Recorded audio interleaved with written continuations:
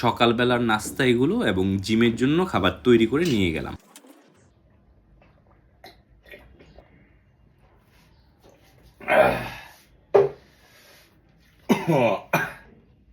আমি বিটরুটের জুসটা দিয়ে সকালবেলা আমার মর্নিংটা শুরু করলাম। দেখেন, আমি তো বলেছি আমি একটা কাট ডাউন প্রোগ্রামে আছি, ধীরে ধীরে ফ্যাট লস করে লিন মাসেল বিল্ড করবো। দেখেন আমার মোটামুটি ফ্যাটলেস হয়ে একটু কিন্তু লিন মাসেল বিল্ড হচ্ছে।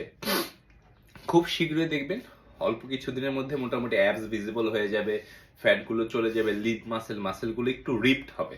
আর আমার সকালবেলার মিলটা দেখেন, এখানে আছে 3টা ডিম, আমি তো আরও ডিম নিলাম জিমে খাওয়ার জন্য।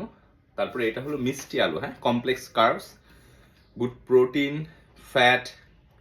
এখানে আছে নাটস, হ্যাঁ, নাটস আছে, আঞ্জির আছে, খেজুর আছে 1 পিস।